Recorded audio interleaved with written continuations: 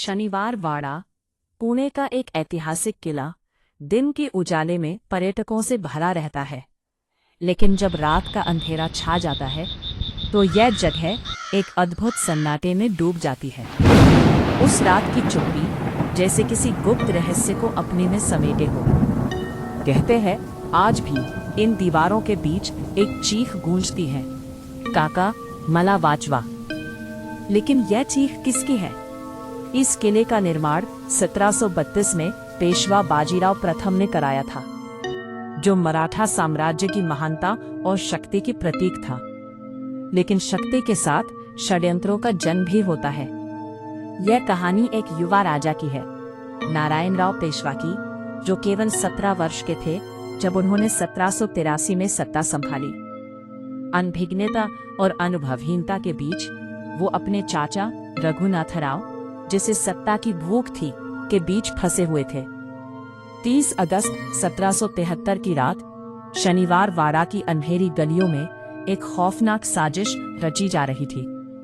रात असामान्य रूप से शांत थी, लेकिन अचानक सैनिकों ने महल को घेर लिया। आदेश दिया गया, पकड़ो उसे। लेकिन मराठी भाषा में एक गलती हुई। धरा पकड़ो का गलत अर्थ लिया गया और समझा गया मारा। नारायण राव ने महल में भागते हुए दरवाजे बंद किए, रास्ते खत्म हो गए और तब उनकी आखिरी चीख फटी, काका मला वाचवा। लेकिन सत्ता ने रिश्ते से पहले दरवाजे बंद कर दिए। यह चीख इतिहास बन गई और कहा जाता है कि नारायण राव की आत्मा आज भी शनिवार वाड़ा में भटकती है। रात के समय कई लोगों ने रोने की आवाजें, तेज कदमों की आहट और अचानक ठंडक महसूस की है। इस डर के कारण स्थानीय लोग रात में शनिवार वाड़ा जाने से कतराते हैं। सरकार भले ही इसे सिर्फ एक ऐतिहासिक स्थल बताए, लेकिन लोग जानते हैं कि कुछ जगहें इतिहास को नहीं भूलती। शनिवार वाड़ा उनमें से एक है। सवाल यह नहीं है कि क्या आत्मा है या नहीं, बल्कि यह है कि क्या दीवारें कभी हुए अन्याय को भुला पाती हैं।